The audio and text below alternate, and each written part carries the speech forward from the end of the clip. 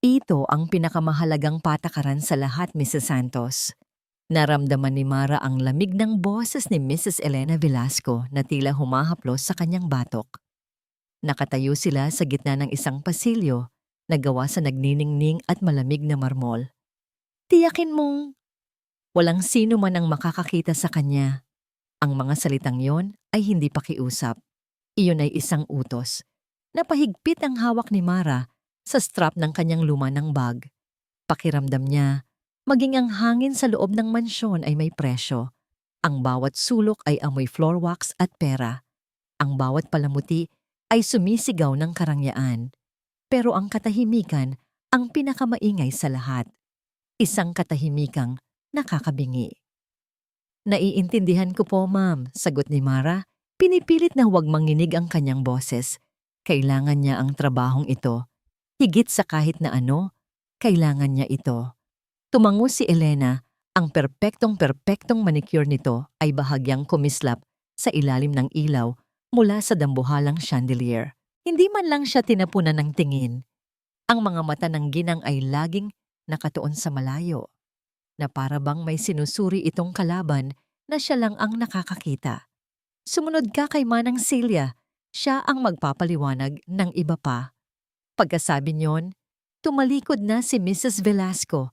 Ang tunog ng kanyang mga takong ay umalingaw-ngaw sa pasilyo na parang maliliit na martilyo.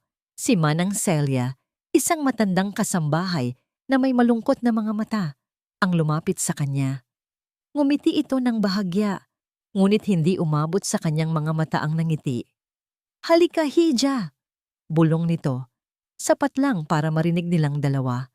Sinundan ni Mara ang matanda, palayo sa karangyaan ng sala at mga silid kainan. Bawat hakbang palayo ay tila pagbaba nila sa uri ng pamumuhay. Dinaanan nila ang malawak at modernong kusina, kung saan may dalawa pang kasambahay na nagbubulungan. Nahagip ni Mara ang mga salita. Kawawa naman yung bata. At parang isinumpa. Nagkunwari siyang walang narinig.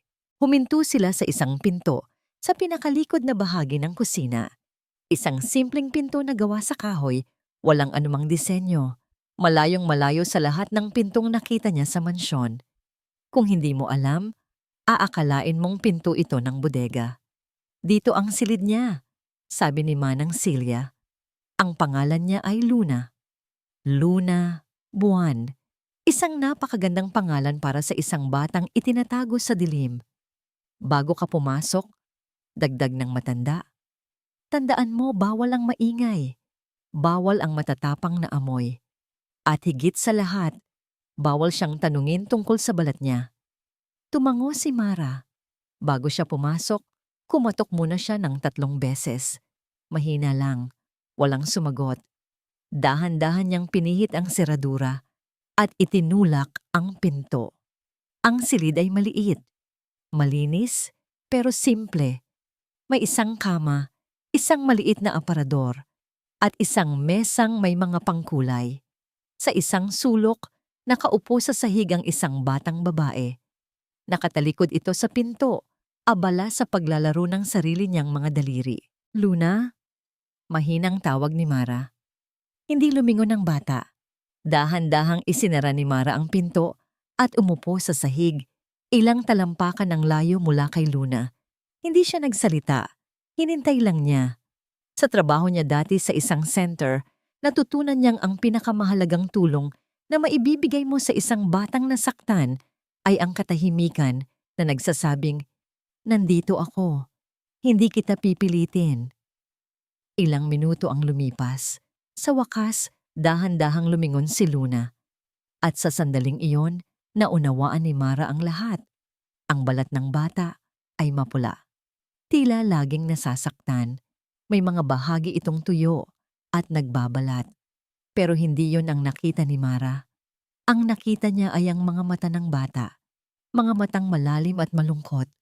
Mga matang uhaw na uhaw sa isang bagay na hindi kayang bilhin ng lahat ng pera sa mansyong ito. Ngumiti si Mara. Isang maliit at totoong nangiti. Mula sa kanyang bag, dahan-dahan niyang inilabas ang isang bagay. Isang luma at medyo kupas ng manikang basahan. May 2 itong botones para sa mata at sinulid na pula para sa bibig. Siya si Perla, sabi ni Mara, kinakausap ang manika. Matagal na kaming magkasama ni Perla. Siya ang laging nakikinig sa mga kwento ko kapag malungkot ako. Inilapag ni Mara ang manika sa sahig sa pagitan nilang 2. Hindi gumalaw si Luna, ngunit ang mga mata nito ay hindi na humiwalay sa manikang basahan. Gusto mo siyang mahawakan? Tanong ni Mara. Isang mabagal na pag-iling ang sagot ni Luna. Sige, sabi ni Mara. Dito lang siya. Hindi siya aalis. Muli, katahimikan.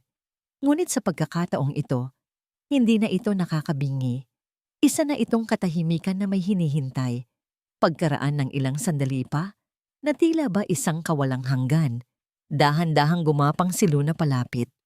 Bawat galaw ay maingat, na para bang takot, na baka tumakbo palayo ang manika.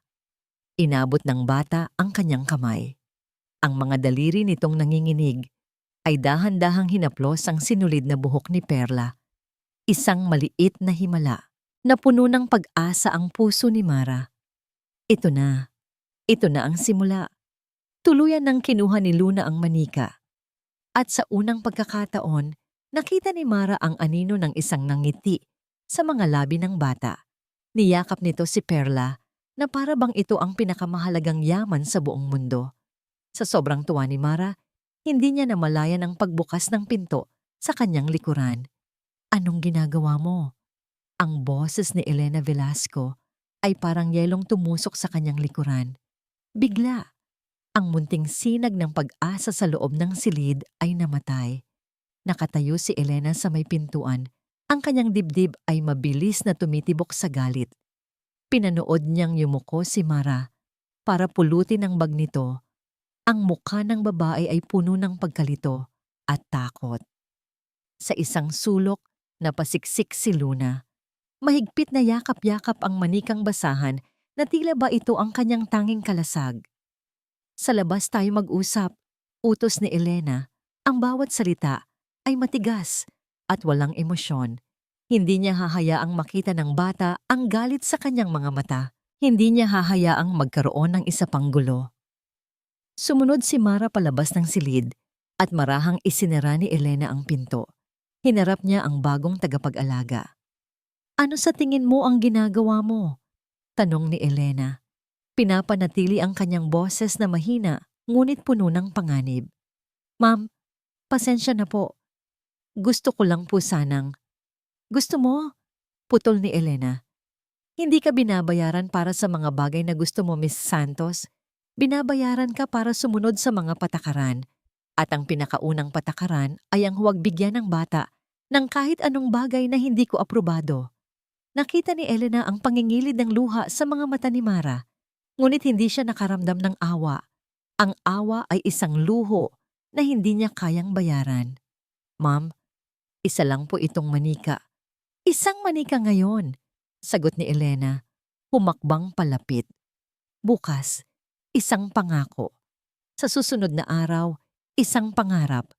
Ang mga bagay na yon, Miss Santos, ay mga lason. Ang pagmamahal mo, hindi kayang pagalingin ang sakit niya. Pero kayang-kaya nitong sirain ang kinabukasan ng buong pamilya. Napayo ko si Mara, talunan. Naiintindihan ko po. Sana nga, sabi ni Elena bago tumalikod. Bumalik ka na sa trabaho mo at itapon mo ang basahang iyan. Naglakad si Elena palayo, pabalik sa karangyaan ng kanyang sala. Ngunit sa loob niya, ang galit ay unti-unting napapalitan ng isang pamilyar na damdamin. Takot. Isang malamig at gumagapang na takot. Napahinto siya sa harap ng isang dambuhalang salamin na may gintong kwadro. Nakita niya ang kanyang refleksyon. Isang babaeng elegante, makapangyarihan, ang asawa ng bilyonaryong si Rafael Velasco. Isang perpektong larawan. Ngunit sa isang kisap mata, ang nakita niya ay ibang imahe. Isang batang babae na may suot na luma at punit na bestida. Ang kanyang buhok ay magulo. Ang kanyang mga paa ay marumi. Narinig niya ang tawanan ng ibang mga bata. Elena dugyot, Elena pulubi. Napapikit siya ng mariin. Ang mga alaalang iyon ang nagtulak sa kanya na marating kung nasaan siya ngayon. Ang kahihiyan, ang takot na muling maranasan ang mapanghusgang tingin ng mga tao. Iyon ang dahilan kung bakit ang bawat detalye ng buhay niya ay dapat maging perpekto. Lalo na ang darating na charity gala na gaganapin mismo sa kanilang mansyon. Iyon ang pinakamalaking social event ng taon. Isang maling galaw, isang bulong-bulungan lang tungkol kay Luna, at lahat ng pinaghirapan niya ay guguho. Biglang nag-ring ang kanyang cellphone. Kinuha niya ito mula sa kanyang bulsa. Umaasang si Rafael ang tumatawag. Ngunit ibang pangalan ang lumitaw sa screen. Isang pangalan mula sa nakaraang gusto na niyang kalimutan. Cassandra. Nagdalawang isip siya kung sasagutin ba ito. Ngunit alam niyang mas malala ang gulo kung hindi. Huminga siya ng malalim bago pinindot ang answer. Hello? Ate? Ang boses sa kabilang linya ay matamis, ngunit may nakatagong lason. Kamusta na ang buhay sa tore mo? Marami ka pa bang mga alipin? Anong kailangan mo, Cassandra? Tanong ni Elena. Walang anumang init sa kanyang boses. Wala naman. Naisip lang kitang kamustahin. Balita ko may malaki kang party na naman. Sana lang hindi ka na mahiya sa pamilya mo ngayon. Di tulad ng bawat salita ay isang karayom. Wala akong panahon para dito. Siyempre, hindi mo na kami kailangan. Sino ba naman kami kumpara sa mga bago mong kaibigang milyonaryo? Humalakhak si Cassandra. Sige na ate, baka maistorbo ko pa ang perpekto mong buhay. Binabaan siya ng telepono. Napahawak si Elena sa kanyang sentido, ang kanyang kapatid, ang nag-iisang tao sa mundo na nakakaalam ng lahat ng kanyang pinakamatinding kahinaan. Dahil sa pagkabagabag, lumapit siya sa isang maliit na monitor na nakatago sa likod ng isang painting. Ito ang access niya sa mga security camera. Pinindot niya ang camera para sa silid ni Luna, kalahating umaasa na makita si Mara na gumagawa ng isa pang pagkakamali. Ngunit iba ang nakita niya. Nakatayo si Mara sa tabi ng bintana. Ang manikang basahan ay nakapatong pa rin sa kama. Si Luna ay nakaupo sa sahig, nakatingin sa babae at si Mara kumakanta. Isang mahinang oyayi, isang kantang pamilyar, isang kantang kinakanta sa kanya ng kanyang ina noong bata pa siya. Hindi narinig ni Elena ang tunog, pero nakita niya ang bahagyang pag-uga ng ulo ni Luna na tila sumasabay sa ritmo. Nakita niya ang isang bagay sa mukha ng bata na hindi pa niya nakikita dati. Kapayapaan. May kung anong kumirot sa puso ni Elena. Isang kung anong damdamin na matagal na niyang ibinaon. Inis, selos, o panghihinayang? Habang pinapanood niya ang eksena sa monitor, isang bagay ang gumalaw. Ang bagay na gumalaw sa monitor ay si Luna. Matapos ang kanta, hindi nagsalita ang bata. Dahan-dahan lang itong tumayo mula sa pagkakaupo sa sahig. Ang mga mata nito ay nakatuon sa bintana, kung saan matatanaw ang isang piraso ng hardin na naliligo sa liwanag ng buwan. Pagkatapos, sa unang pagkakataon, mula nang dumating si Mara, naglakad si Luna patungo sa pinto. Napatayo si Mara, ang puso niya'y kumaakabog. Luna, saan ka pupunta?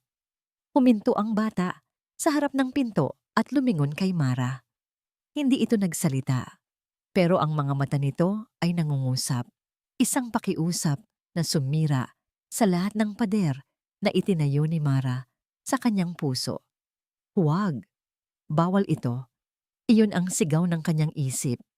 Ang utos ni Mrs. Velasco ay malinaw, pero may isa pang boses sa loob niya.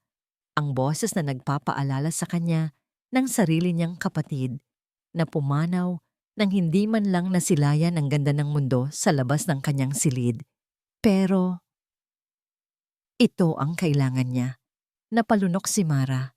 Gumawa siya ng isang desisyon, Isang desisyon na maaring ikatanggal niya sa trabaho, ngunit alam niyang tama. Sandali lang, bulong niya kay Luna. Dahan-dahan lang tayo. Sumilip muna siya sa pasilyo. Walang tao. Ang mga kasambahay ay tiyak na nasa kani-kanilang mga silid na. Ang mag-asawang Velasco ay nasa kabilang dulo ng mansyon. Ito na ang pagkakataon nila. Hawak ang maliit na kamay ni Luna. Dahan-dahan silang lumabas. Bawat hakbang ay maingat. Bawat anino ay tila isang kalaban. Pakiramdam ni Mara ay isa siyang magnanakaw. Nagnanakaw ng isang piraso ng kalayaan para sa isang batang bilanggo. Nang sa wakas, ay marating nila ang pinto papunta sa hardin at mabuksan ito. Isang bagong mundo ang bumungad sa kanila. Ang hangin ng gabi ay sariwa at mabango. Amoy ng mga bulaklak ng dama, de noche at ng basang lupa. Sa itaas, ang buwan ay bilog at maliwanag at ang mga bituin ay kumikislap na parang mga diamante. Bumitiw si Luna sa kamay ni Mara. Dahan-dahan itong ibinaba ang kanyang mga paa sa malambot na damo. Napapikit ito na para bang dinadama ang bawat sandali. Nilapitan ni Luna ang isang palumpong ng mga puting rosas. Nanginginig ang kanyang mga daliri habang inaabot ang isang bulaklak. Hinaplos niya ang malambot na talulot nito. Isang tunay na bulaklak, hindi isang larawan sa libro. Napangiti si Mara. Ang tanawing ito ay sapat ng kabayaran sa kahit anong parusa. Maganda, di ba? Mahinang sabi ni Mara, lumalapit sa bata. Alam mo ba, paborito rin ito ng kapatid ko. Umupo si Mara sa damuhan. Sumunod naman si Luna. Hindi inaalis ang tingin sa mga rosas. May kapatid akong babae dati. Pagpapatuloy ni Mara. May sakit din siya. Minsan nahihiya siyang lumabas dahil sa kanyang itsura. Lagi kong sinasabi sa kanya, ang tunay na ganda, hindi nakikita sa balat. Nakikita ito dito. Itinuro ni Mara ang kanyang puso at nararamdaman sa bawat yakap.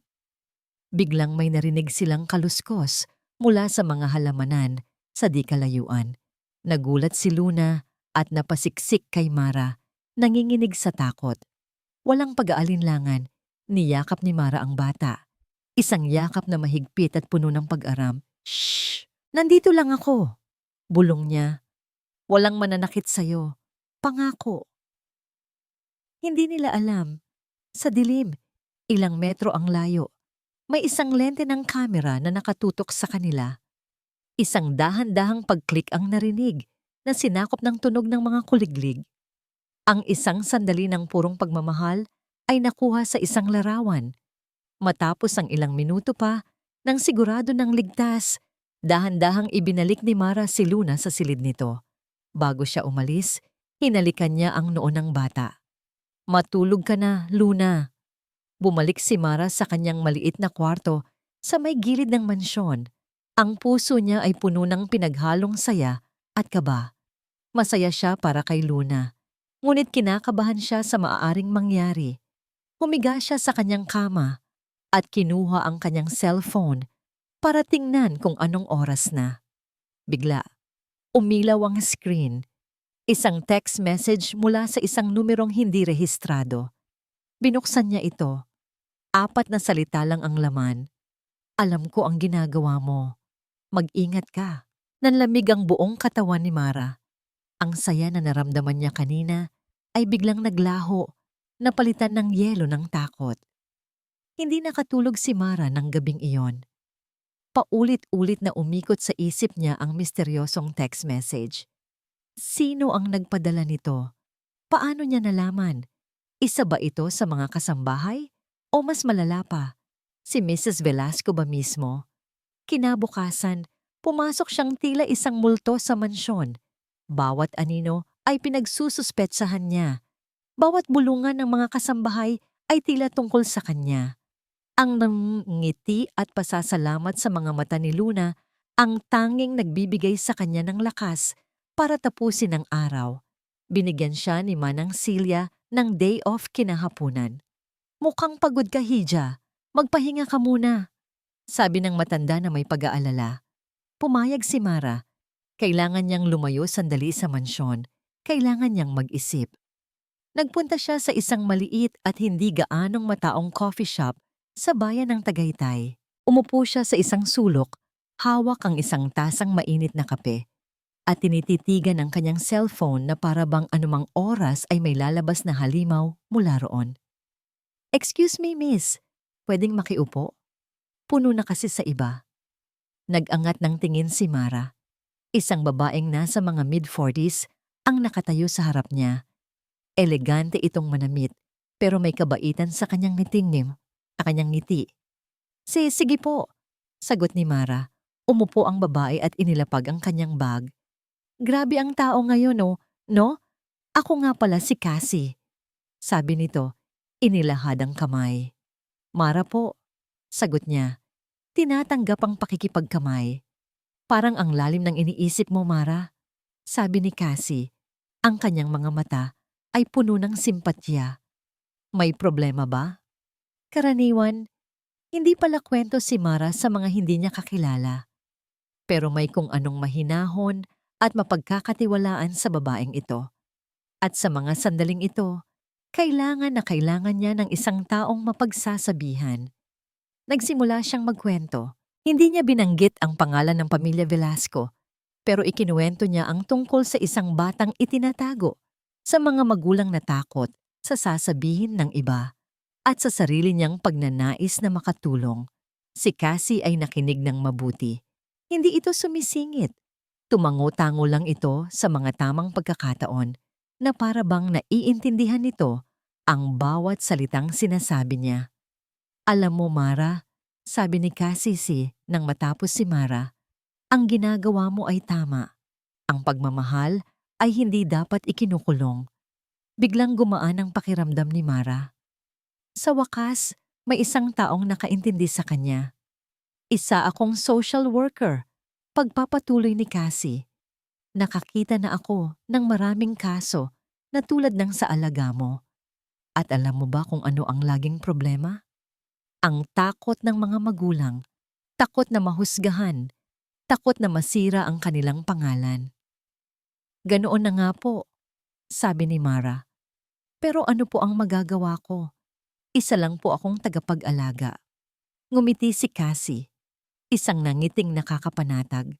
Minsan, ang kailangan lang ng mga magulang na tulad nila ay isang tulak, isang bagay na magpapagising sa kanila sa katotohanan.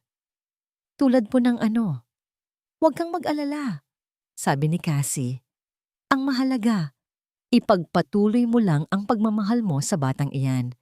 Huwag kang matakot. Nasa panig mo ang tama. Nag-usap pa sila ng matagal. Ikinuwento ni Cassie ang tungkol sa isang non-profit organization na tinutulungan niya. Isang organisasyong nagpoprotekta sa mga batang inaabuso o itinatago. Sa unang pagkakataon, sa loob ng 24 na oras, nakaramdam si Mara ng pag-asa. Ito ang calling card ko, sabi ni Cassie. Inaabot ang isang maliit na piraso ng karton. Kung kailangan mo ng tulong o kung lumala ang sitwasyon, tumawag ka lang. Huwag kang mag-atubili. Maraming salamat po, Ma'am Cassie. Sabi ni Mara, halos maiyak sa pasasalamat. Walang anuman yon, Mara. Ang mga taong tulad mo na may gininto ang puso ay dapat tinutulungan. Nagpaalam sila sa isa't isa. Habang naglalakad si Mara palayo sa coffee shop, pakiramdam niya ay nabunutan siya ng tinik. Hindi na siya nag-iisa. May kakampi na siya. Naiwan si Cassie sa kanyang upuan, pinapanood si Mara na maglakad palayo. Ang mabait ng ngiti sa kanyang mga labi ay dahan-dahang naglaho, napalitan ng isang mapanuyang ngiti. Kinuha niya ang kanyang cellphone. Nag-type siya ng isang mensahe sa isang pamilyar na numero. Masyadong madali. Nasa akin na ang lahat ng kailangan ko. Pagkatapos, binuksan niya ang kanyang gallery. Tinitigan niya ang isang litrato. Ang litrato ni Mara na mahigpit na yakap si Luna sa ilalim ng liwanag ng buwan. Ang litratong siya mismo ang kumuha. Ipinasa niya ang larawan sa isa pang contact, isang contact na may pangalang Editor-in-Chief. Sa ilalim ng litrato, nag-type siya ng isang maikling mensahe. I-ready mo na ang front page. May ibibigay ako sa iyong iskandalo na yayanig sa buong alta sosyedad. Ang mansyon ng mga Velasco ay nagliliwanag. Ang tunog ng isang string quartet ay marahang lumulutang sa hangin, kasabay ng halakhakan ng mga taong may suot na mamahaling alahas at pekeng ng ngiti. Para kay Elena, ang gabing ito ay isang pagtatanghal. Ang kanyang damit na sutla ay tila isang baluti. Ang kanyang ngiti ay isang maskara. Bawat galaw, bawat salita ay kinakalkula. Siya ang direktor at pangunahing aktres sa isang dula na pinamagatang Ang Perpektong Pamilya. Elena darling, napakaganda ng iyong tahanan. Bati ni Doña Esmeralda, isang matabang sosyalera na ang mga braso ay puno ng gintong pulseras. Salamat sa pagdating, Esmeralda. Sagot ni Elena. Ang kanyang nanangiti ay hindi umabot sa kanyang mga mata. Napakaswerte ninyo ni Rafael. Patuloy ng matanda. Ang matagumpay na negosyo, ang magandang bahay. Ang kulang na lang talaga ay isang tagapagmana para sa pangalan ng mga Velasco. Di ba? Naramdaman ni Elena ang paglamig ng kanyang mga kamay sa paligid ng hawak niyang kopitan ng champagne. Iyon na. Ang tanong na kinatatakutan niya. Ang tanong na parang lason. Ngumiti siya ng mas matamis. Lahat ay darating sa tamang panahon, Doña Esmeralda. Umalis ang matanda at sa wakas ay nakahinga si Elena. Hinanap ng kanyang mga mata si Rafael. Nakita niya ito sa kabilang dulo ng bulwagan. Masayang nakikipag-usap sa isang grupo ng mga investor na hapon. Para kay Rafael, ang gabing ito ay negosyo. Isa na namang pagkakataon para palaguin ang kanilang imperyo. Nilapitan niya ang asawa. Rafael, mahinang sabi niya, Elena, mamaya na nag-uusap pa kami. Sabi ni Rafael, hindi man lang siya tinitingnan. Tungkol ito kay Luna, giit niya. Kanina pa siya hindi mapakali, ayon kay Manang Celia. Ito ay isang pagsisinungaling, ngunit kailangan niya ng atensyon ng asawa.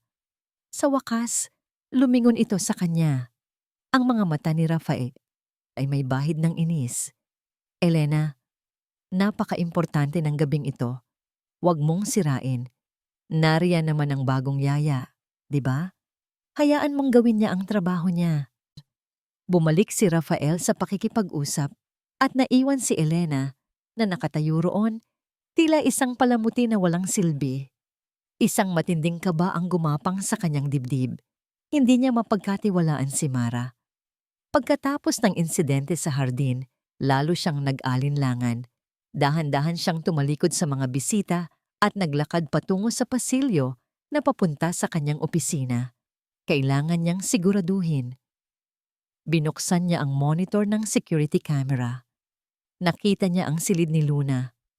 At ang nakita niya ay nagpatigil sa kanyang paghinga. Sa loob ng maliit na silid, may isang maliit na cupcake sa ibabaw ng mesa. Mayroon itong isang nakasinding kandila. Isang pagdiriwang, walang pahintulot mula sa kanya. Nakaupo si Luna sa sahig at sa harap niya ay si Mara. Pumapalakpak habang kumakanta ng happy birthday ng pabulong. Galit. Iyon ang unang naramdaman ni Elena. Isang paglabag sa kanyang mga patakaran. Ngunit sa ilalim ng galit may iba pa. Isang bagay na hindi niya maipaliwanag. Nakita niya ang ngiti sa mga labi ni Luna. Isang tunay na ngiti. Isang ngiting hindi pa niya kailanman naibigay sa sarili niyang anak. Bigla, sa monitor, nakita niyang tumayo si Luna at lumapit sa isang maliit na estante. May kinuha itong isang laruang gawa sa kahoy. Sa kanyang pagmamadali, nasagi nito ang isang baso ng tubig sa gilid ng mesa. Crash! Kahit na mahina, ang tunog ay tila isang pagsabog sa pandinig ni Elena. Ang kanyang puso ay nagsimulang tumibok ng sobrang bilis. Agad niyang pinatay ang monitor at mabilis na lumabas ng opisina. Elena, may narinig ka ba? Tanong ng isa sa mga bisita na nasa lubong niya. Wala iyon. Mabilis niyang sagot. Pilit na ngumingiti. Siguro ay may nabasag lang sa kusina. You know, the usual party chaos. Ngunit ang kanyang mga mata ay hindi mapakali. Sinusuri ang reaksyon ng mga tao. Mayroon bang nakarinig? Mayroon bang magtatanong? Sa gitna ng kanyang pagpapanik, isang lalaki ang lumapit sa kanya. Hindi ito isa sa mga karaniwang bisita. Siya ay si Mr. Reyes, ang kilabot na editor-in-chief ng pinakasikat na online gossip site sa bansa, ang Chismis Daily. Ang nangiti ni Mr. Reyes ay parang nangiti ng isang pating na nakaamoy ng dugo. Good evening, Mrs. Velasco. Bati nito. Ang boses ay malambing ngunit puno ng panganib. Mukhang napakasaya ng party ninyo. Mr. Reyes, sabi ni Elena, nanlalamig ang kanyang pawis. Hindi ko alam na imbitado ka pala. Tumawa ang lalaki. Lagi akong nakakahanap ng paraan para makapasok sa mga lugar kung saan may magandang kwento. Itinaas ni Mr. Reyes ang kanyang cellphone. Kahit hindi ipinakita ang screen, alam na ni Elena na mayroon itong hawak na sandata. Actually, sabi ng editor, inilalapit ang kanyang mukha. May hawak akong isang exclusive na kwento tungkol sa pamilya ninyo, Mrs. Velasco. At sa tingin ko, magugustuhan ito ng buong Pilipinas. Nagising si Mara sa tunog ng sunod-sunod na pag-vibrate ng kanyang cellphone sa ibabaw ng maliit na mesa sa tabi ng kanyang kama. Kinusot niya ang kanyang mga mata. Anong oras na ba? Madaling araw pa lang. Inabot niya ang telepono, nag-aakalang baka si Manang Celia lang ito. Nag-aalala para kay Luna. Ngunit ang nakita niya ay halos magpatigil sa kanyang paghinga. 20 missed calls, 50 text messages. Ang kanyang Facebook ay binabaha ng mga notification. Nanginginig ang mga kamay niya habang binubuksan ang isa sa mga mensahe mula sa kanyang pinsan. Mayroon itong link. Mara, ikaw ba ito? Pinindot niya ang link. Bumungad sa kanya ang isang headline na nakasulat sa malalaki at pulang letra sa website ng Chismis Daily. Yaya ng mga Velasco, ginagamit ang kawawang anak ng mga bilyonaryo para sumikat? At sa ilalim nito ang litrato. Ang litrato niya nayakap si Luna sa hardin, sa ilalim ng liwanag ng buwan. Ang anggulo ng kuha ay perpekto. Mukha siyang nagpapakuha sa isang professional na photographer. Ang ekspresyon sa kanyang mukha ay tila ba naghahanap ng simpatya. Ang balat ni Luna ay kitang-kita sa ilalim ng matalim na ilaw ng camera flash. Hindi. Bulong ni Mara sa sarili. Binasa niya ang artikulo. Ang bawat salita ay isang saksak. Sinasabi roon na siya ay isang mapagpanggap na anghel na may nakatagong ambisyon, na sinadya niyang ilabas ang bata para magkaroon ng scoop ang mga reporter, na kinakasangkapan niya ang isang batang may sakit para sa sarili niyang kapakanan. Isang kasinungalingan, isang napakalaking kasinungalingan. Sino ang gumawa nito? Paano? Bigla, naalala niya si Cassie, ang mabait na social worker sa coffee shop. Minsan, ang kailangan lang ng mga magulang na tulad nila ay isang tulak. Ito ba ang tinutukoy niyang tulak? Na puno ng takot ang kanyang puso. Hindi takot para sa sarili niya, kundi takot para kay Luna. Ngayon, alam na ng buong mundo ang sikreto ng bata. Ang bagay na pinakaiingat-ingatan ni Mrs. Velasco ay nabunyag na. Dali-dali siyang tumayo, nagsuot ng tsinelas, at tumakbo palabas ng kanyang silid. Kailangan niyang magpaliwanag. Kailangan niyang sabihin sa kanila na hindi niya ito ginawa. Hindi natulog si Elena. Matapos ang pagbabanta ni Mr. Reyes, ginugol niya ang buong gabi sa pagtawag sa kanyang mga abogado, sa kanyang mga kontak sa media. Ngunit huli na ang lahat. Alam niyang sa oras na sumikat ang araw, sasabog ang bomba at sumabog nga ito. Hawak niya ang kanyang tablet, nanginginig sa galit habang tinititigan ang litrato. Ang litrato ni Mara, ang babaeng pinagkatiwalaan niya, kahit paano, sa loob ng kanyang tahanan. Ang babaeng sinuway ang kanyang mga patakaran, traitor. Elena, anong gagawin natin? Tanong ni Rafael. Ang mukha ay namumutla. Ang telepono nito ay walang tigil din sa pagring. Tawagan mo si Senator Torres, si Congressman Alcaraz, lahat ng may utang na loob sa atin. Sigaw ni Elena. Ipabura ninyo yan. Sinubukan ko na. Ayaw nilang madamay. Masyado nang malaki ang issue. Elena, viral na.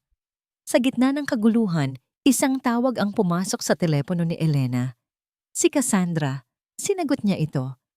Ate, ang boses ni Cassandra sa kabilang linya ay puno ng pekeng pag-aalala. Oh my God, nakita ko ang balita. Nakakagulat. Kumusta ka? Ayos ka lang ba? Wag ngayon, Cassandra. Sabi ni Elena, nagpipigil ng galit. Sino ba namang gagawa ng ganyang bagay? 'Di ba? Ang sama niya. Para gamitin ang pamangkin ko para lang sumikat. Parang may pumitik sa isip ni Elena. Paano niya nalaman? Hindi pa niya kailanman inamin kay Cassandra na may sakit ang kanyang anak. Ngunit ang isiping iyon ay agad na natabunan ng mas malaking alon ng galit na nakatutok kay Mara. Mas madaling sisihin ang dayuhan. Mas madaling sisihin ang taong nasa harapan niya. At sa sandaling iyon, bumukas ang pinto ng kanilang silid. Si Mara. Ang mukha nito ay basang-basa sa luha. Ang kanyang buhok ay magulo. Ma'am, sir. Simula ni Mara. Hindi ko po alam. Tumayo si Elena. Ang lahat ng kanyang takot, kahihiyan, at galit ay nagsama-sama at naghahanap ng isang paglalabasan. At si Mara ang nasa harap niya. Hindi mo alam? Ang boses ni Elena ay kalmado, ngunit nakakakilabot. Talaga? Nagkataon lang na may photographer sa hardin ng gabing iyon? Nagkataon lang na ang pinakamagandang anggulo mo ang nakuha niya? Ma'am, maniwala po kayo. Maniwala. Humalakhak si Elena ng walang saya. Naniwala ako nang sinabi mong aalagaan mo siya. Naniwala ako nang sinabi mong susundin mo ang mga patakaran ko. At ito ang iginanti mo? Lumapit si Elena kay Mara. Ang kanyang mga mata ay nag-aapoy. Sinira mo ang pamilya ko. Itinaas niya ang kanyang kamay. Ang tunog ng kanyang palad na dumadapos sa pisngi ni Mara ay umalingaw-ngaw sa buong silid. Mas malakas pa kaysa sa ingay ng mga telepono. Napahawak si Mara sa kanyang pisngi, gulat at nasasaktan. Umalis ka, bulong ni Elena. Ang kanyang boses ay nanginginig sa galit. Umalis ka sa pamamahay ko ngayon din. Ang pisngi ni Mara ay nag-iinit at kumikirot, ngunit wala itong panama sa sakit na nararamdaman niya sa loob ng kanyang dibdib. Ang sampal ay hindi lang tumama sa kanyang mukha. Tumama ito sa kanyang pagkatao. Ma'am, sir, pakiusap po. Pagmamakaawa niya, ang mga luha ay malayang dumadaloy sa kanyang mga mata. Tumingin siya kay Rafael, umaasang makakita ng kahit kaunting awa, ng kahit katiting na pagdududa sa mga mata nito. Sir, hindi ko po talaga ginawa. Ngunit si Rafael ay nakatayo lang doon, katabi ng kanyang asawa, na parang isang estatwa. Ang tanging nakikita ni Mara sa mga mata nito ay pagkadismaya at takot. Kunin mo ang mga gamit mo, sabi ni Elena. Ang boses ay malamig na ulit, na para bang naubos na ang lahat ng kanyang emosyon. Bibigyan kita ng 10 minuto, pero si Luna, sabi ni Mara, ang kanyang boses ay halos pabulong na. Kailangan niya ako. Hindi ka kailangan ng anak ko. Sigaw ni Elena. Ikaw ang panganib sa kanya. Ikaw ang sumira sa buhay niya. Bawat salita ay parang isang punyal. Tumalikod si Mara. Talunan. Walang saysay ang anumang pagpapaliwanag. Ang kanilang hatol ay pinal na. Naglakad siya palabas ng silid. Ang kanyang mga balikat ay nakakrus. Pakiramdam niya, ang mga mata ng lahat ng kasambahay na nadadaanan niya ay nakatutok sa kanya, puno ng panghuhusga. Pagdating niya sa kanyang maliit na silid, kinuha niya ang kanyang lumang bag at sinimulang isilid ang kanyang iilang damit. Hindi na niya pinansin ang pag-aayos, basta na lang niya ipinagsiksikan ang lahat. Ang tanging gusto niya ay makaalis na sa lugar na yon, isang lugar na minsang nagbigay sa kanya ng pag-asa, ngunit ngayon ay impyerno na. Hawak na niya ang kanyang bag at handa nang umalis nang bumukas ang pinto. Si Luna. Nakatayo ang bata sa pintuan. Ang mga mata nito ay malaki at puno ng pagkalito. Mahigpit nitong yakap-yakap ang manikang basahan na si Perla. "Ate Mara?" tanong ng bata. Ang kanyang boses ay nanginginig. Ito ang unang beses na narinig ni Mara na nagsalita si Luna ng higit sa isang salita. "Aalis ka?" Lumuhod si Mara para magpantay sila ng bata. Pinilit niyang ngumiti, kahit na pakiramdam niya ay dudurugin ang kanyang puso. "Luna," simula niya, ngunit hindi niya alam kung ano ang sasabihin. Paano mo ipapaliwanag ang kalupitan ng mundo sa isang anghel? "Don't leave me," bulong ni Luna. Ang mga luha ay nagsimula nang mamuo sa kanyang mga mata. "Please." Hinawakan ni Mara ang mga kamay ng bata. Ang lamig nito. "Kailangan, Luna. Pero babalik ako, okay? Pangako." Isang kasinungalingan. Alam niyang isa yung kasinungalingan, ngunit iyon lang ang salitang lumabas sa kanyang bibig. "Hindi!" Humikbi si Luna at niyakap siya ng mahigpit. "Dito ka lang, Ate Mara. Dito ka lang." Niyakap ni Mara pabalik ang bata at sa sandaling iyon, hinayaan na niyang bumuhos ang sarili niyang mga luha. Ang bango ng buhok ni Luna, ang init ng maliit nitong katawan. Ito na marahil ang huling pagkakataon. "Luna, bumalik ka dito." Ang boses ni Elena ay dumagundong sa pasilyo. Hinila ng isang kasambahay ang bata palayo kay Mara. Pumapalag si Luna. Sumisigaw, "Ate Mara! Ate Mara!" Ang sigaw na yon ay sumunod kay Mara habang naglalakad siya palayo. Bawat sigaw ay isang karayom sa kanyang puso. Pagdating niya sa malaking pinto ng mansyon, naroon pa rin sina Elena at Rafael. Nakatayo, nagbabantay, na para bang siguraduhin hindi siya magnanakaw ng kahit isang kutsarang pilak. Huminga siya ng malalim at sa huling pagkakataon, tiningnan niya si Rafael. "Sir," sabi niya, ang kanyang boses ay basag. "Alam niyo po ang totoo." Isang kislap ng pagkakasala ang dumaan sa mga mata ni Rafael. Ngunit ito ay nawala rin kaagad. Tumingin ito sa ibang direksyon, umiiwas sa kanyang mga mata. At sa sandaling iyon, mas nasaktan si Mara. Ang galit ni Elena ay mas matatanggap pa niya. Pero ang katahimikan ni Rafael, ang kanyang karuwagan, iyon ang tunay na pumatay sa kanya. Tumalikod si Mara at binuksan ang pinto. Sa labas, bumubuhos ang malakas na ulan. Tila ba nakikidalamhati ang langit sa kanya?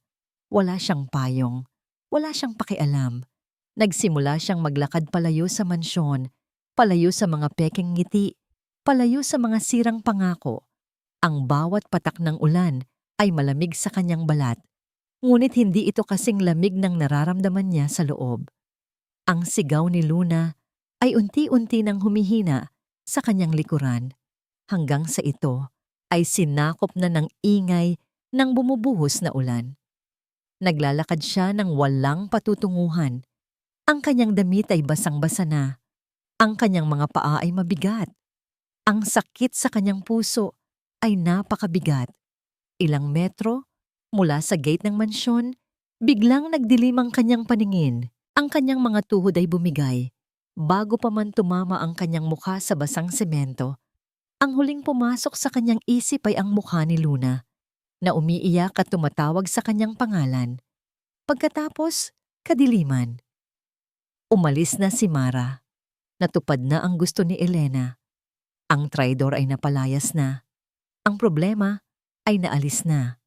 Ngunit habang nakatayo siya sa gitna ng kanyang perpektong sala, pinapanood ang ulan na humahampas sa mga bintanang salamin. Walang anumang pakiramdam ng tagumpay. Walang ginhawa. Ang tanging nararamdaman niya ay isang nakakabinging katahimikan. Ang iskandalo ay hindi humupa. Sa katunayan, mas lalo pa itong lumaki. Ang pagpapaalis nila kay Mara ay kinumpirma lang ang naratibo ng media. Ang mga Velasco ay malulupit at walang puso. Ang kanilang mga telepono ay hindi tumigil sa pag-ring. Hindi mula sa mga kaibigan na nag-aalok ng suporta, kundi mula sa mga business partner na nag-aatubiling kanselahin ang mga kontrata. Ang mga imbitasyon sa mga party ay biglang nahinto. Ang mga taong dati ay yumuyuko sa kanila ay ngayon iniiwasan sila. Ang perpektong mundong binuo ni Elena ay gumuho sa loob lamang ng isang araw. Ito ang tama, Elena, sabi ni Rafael. Sinusubukang kumbinsihin ang sarili higit kanino man.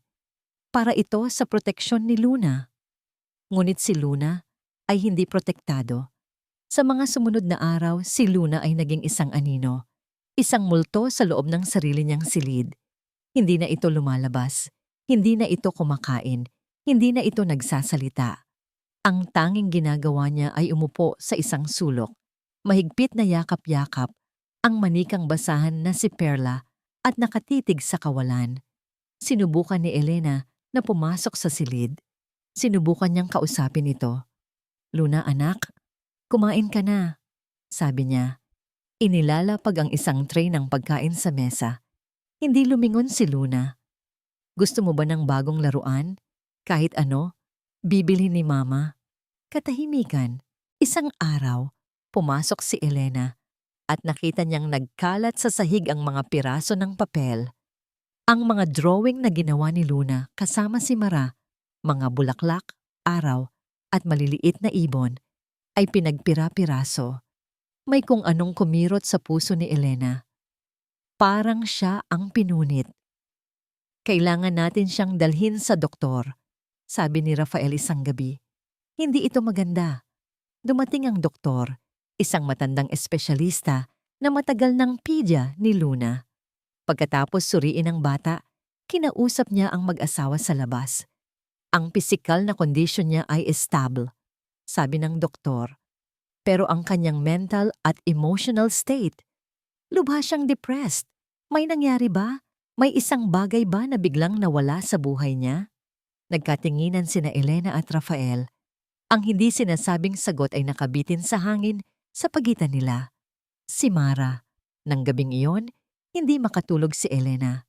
Nag-iisa siyang nakaupo sa malawak na sala, napapalibutan ng karangyaan, ang mga mamahaling painting sa dingding, ang mga eleganteng muebles, ang mga nagniningning na chandelier.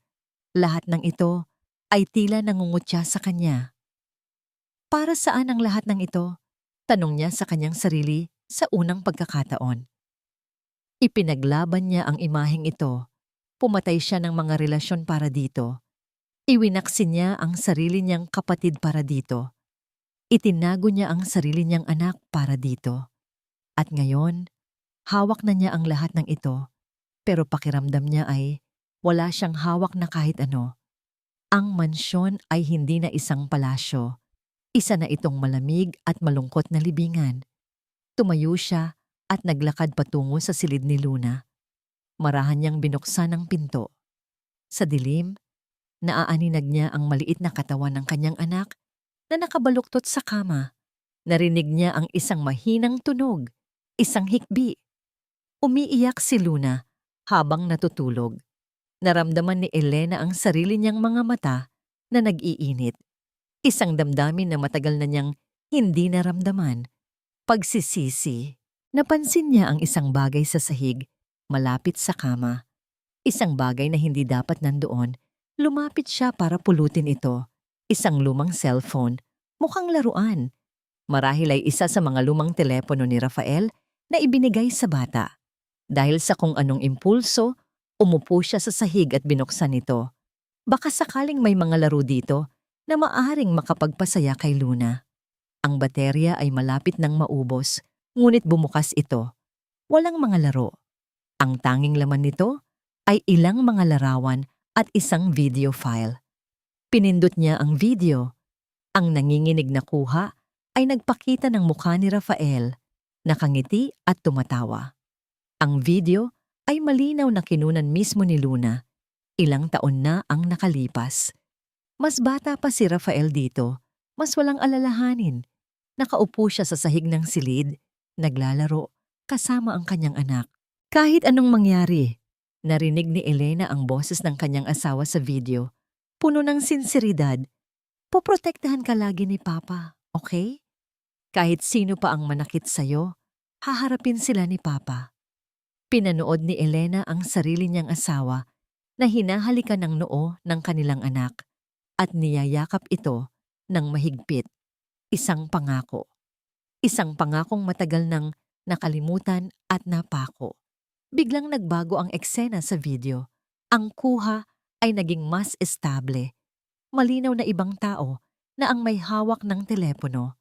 Nakatutok ito ngayon kay Luna na nakaupo sa kama at sa tabi niya, si Mara. Ang video na ito ay kinunan kamakailan lang. Tingnan mo, Luna. Narinig ni Elena ang malumanay na boses ni Mara mula sa video. Nakita mo ba?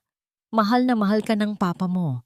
Minsan, naliligaw lang ng landas ang mga tao. Nalilimutan nila ang mga pangako nila dahil sa takot. Pero hindi ibig sabihin noon, hindi na totoo ang pagmamahal nila. Hinaplos ni Mara ang buhok ni Luna. Ang tatay mo, mahal ka niya. Kailangan lang niyang maalala kung paano maging matapang ulit. At ikaw, kailangan mong maniwala roon. Huwag mong isipin na kasalanan mo, okay? Ang balat mo. Hindi iyan ang sukatan kung sino ka. Pinanood ni Elena ang sarili niyang anak, na dahan-dahang tumango. Ang mga mata nito ay nakakapit sa bawat salita ni Mara. Isang butil ng luha ang pumatak mula sa mata ng bata. Ngunit hindi ito luha ng kalungkutan. Ito ay luha ng pag-unawa. Natapos ang video, nakatitig lang si Elena sa blankong screen. Ang hangin ay tila ninakaw mula sa kanyang mga baga. Ang babaeng pinalayas niya. Ang babaeng tinawag niyang traidor. Ang babaeng sinampal niya sa harap ng kanyang asawa. Ang babaeng yon ay mas naging magulang pa sa kanyang anak kaysa sa kanya. Hindi nito siniraan si Rafael. Hindi nito sinulsulan si Luna na magalit. Sa halip, itinayo nitong muli ang tulay na sila mismo ang sumira. Pinapaalala nito sa kanyang anak ang isang pagmamahal na sila mismo ang nagtago. Isang matinding kirot ang dumurog sa puso ni Elena. Hindi ito sakit. Ito ay pagguho. Ang lahat ng pader na itinayo niya sa paligid ng kanyang sarili, ang lahat ng dahilan, ang lahat ng pagbibigay katwiran sa kanyang mga ginawa, lahat ay gumuho sa isang iglap. Ang kanyang takot sa sasabihin ng iba ay hindi nagprotekta sa kanyang anak. Ito ang nagkulong dito. Ang kanyang galit kay Mara ay hindi nagligtas sa kanilang pamilya. Ito ang nag-alis sa nag-iisang liwanag na mayroon si Luna. Habang nakaupo siya roon sa dilim, nanginginig at gulong-gulo, biglang umilaw ang screen ng sarili niyang modernong cellphone na nasa kanyang bulsa. Isang text message mula sa numerong matagal na niyang hindi nakikita, mula kay Cassandra. Nanginginig ang mga kamay niya habang binubuksan ito. Hindi ito ang karaniwang mapanuyang tono. Ang mensaheng ito ay maikli, direkta, at puno ng laso na naipon sa loob ng maraming taon. Nakikita mo na ba, ate? Lahat ng peke mong mundo, lahat ng pinagmamalaki mong perpektong buhay, gumuho na. Akala mo ba makakatakas ka sa kung saan ka nanggaling? Itinapon mo ako na parang basura para lang makapasok sa mundo nila. Kaya ngayon, ipinatikim ko sa'yo kung paano masira ang lahat ng pinakaiingatan mo. Ang photographer, ang editor, Ako ang nagplano ng lahat. Sana masaya ka sa kaharian mong gawa sa kasinungalingan. Kung ang video ay isang pagguho, ang text message na ito ay isang lindol na yumanig sa pinakapundasyon ng kanyang kaluluwa. Pinagsama-sama ng kanyang isip ang lahat ng piraso.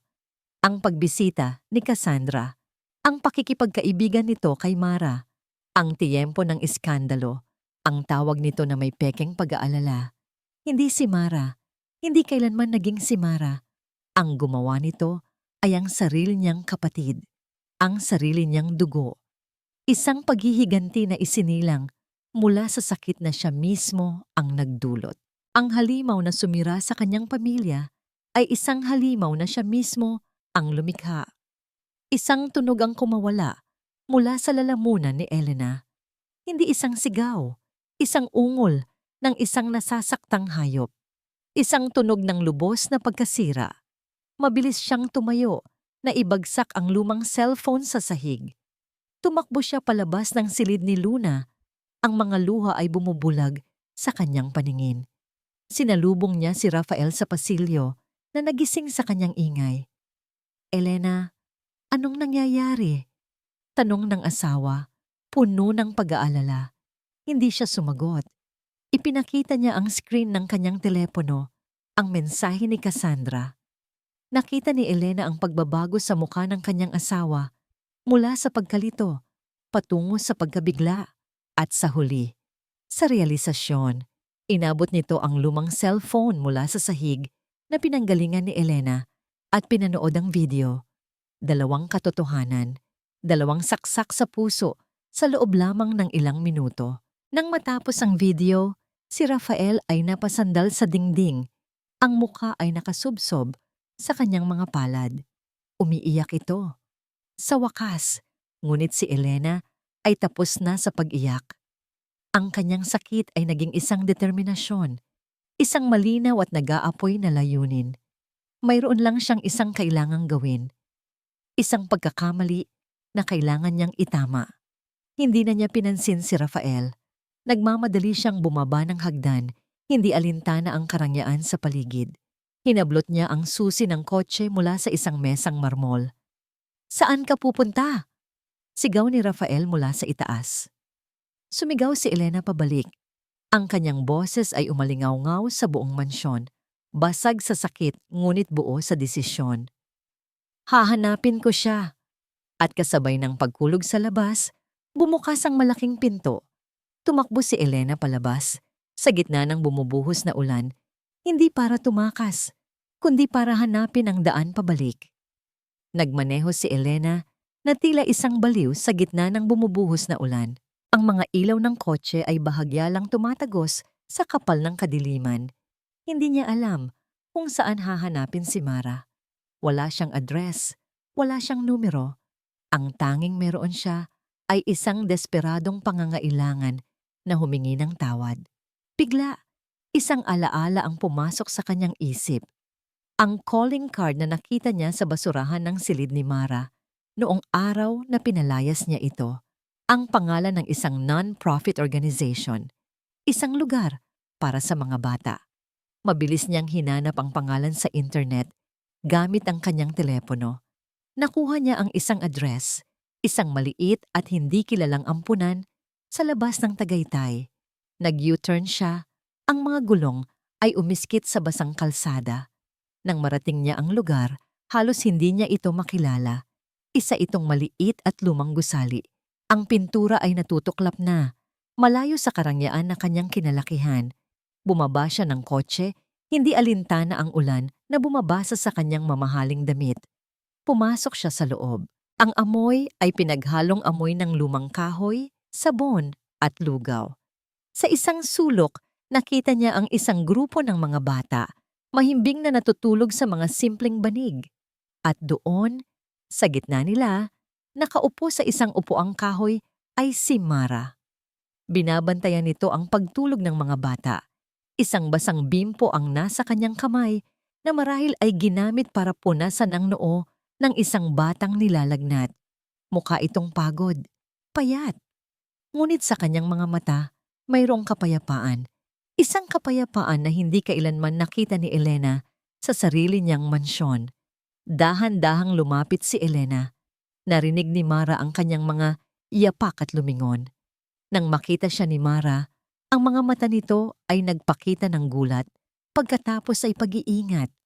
Dahan-dahan itong tumayo na para bang naghahanda sa isa na namang sampal. Ngunit hindi iyon ang ginawa ni Elena. Sa harap ng babaeng hinamak niya, sa sahig na semento ng isang hamak na ampunan, lumuhod si Elena Velasco. Hinayaan niyang bumagsak ang lahat. Ang kanyang pride, ang kanyang pangalan, ang kanyang takot. Ang tanging natira ay isang ina na nasasaktan at nagsisisi. Patawad, sabi ni Elena. Ang kanyang boses ay nanginginig at basag.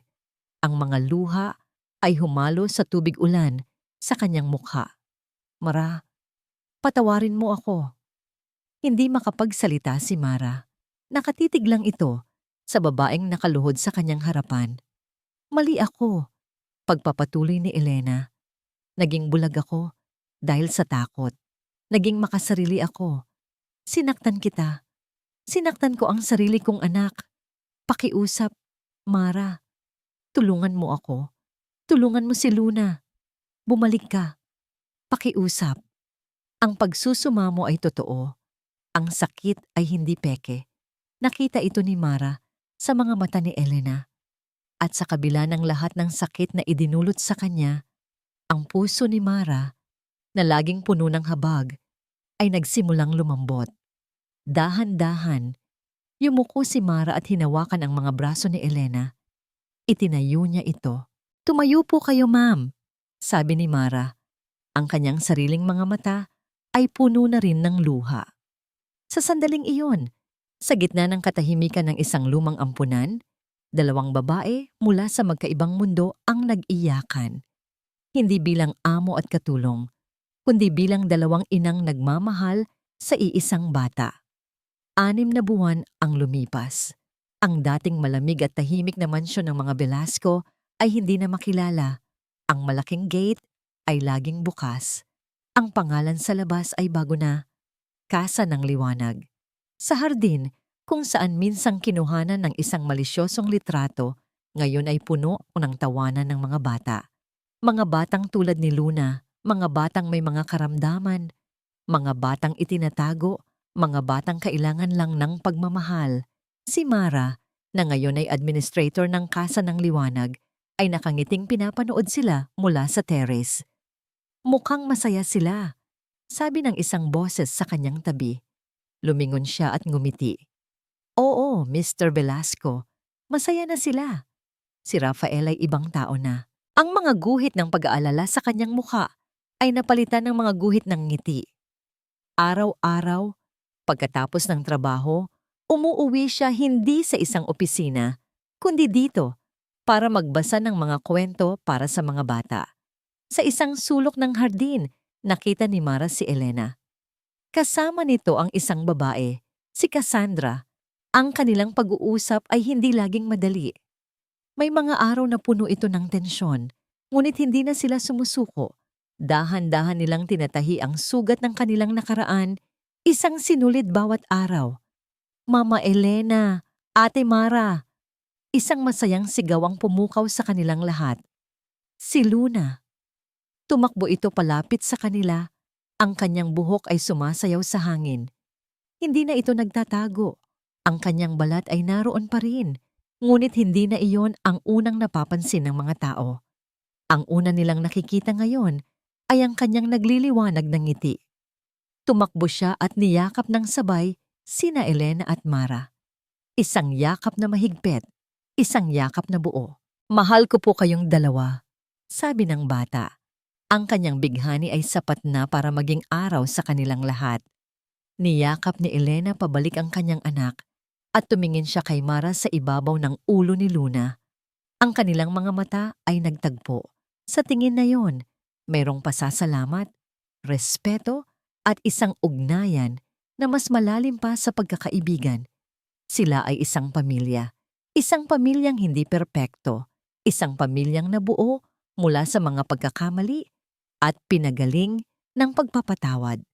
Habang pinapanood ni Mara ang mag-inang magkayakap, isang mainit na kamay ang dumampi sa kanyang balikat. Si Dr. Ben, ang mabait na volunteer doctor ng kanilang center. "You've built something beautiful here, Mara," sabi nito. Ang mga mata ay puno ng paghanga. Ngumiti si Mara. Isang tunay at masayang nangiti. Tumingin siya sa kalangitan, sa pamilyang nasa kanyang harapan, at sa bagong pag-asa na abot kamay na niya. Dito, sa Kasa ng Liwanag, natagpuan nilang lahat na ang tunay na pagmamahal ay hindi tungkol sa pagtatago ng kadiliman.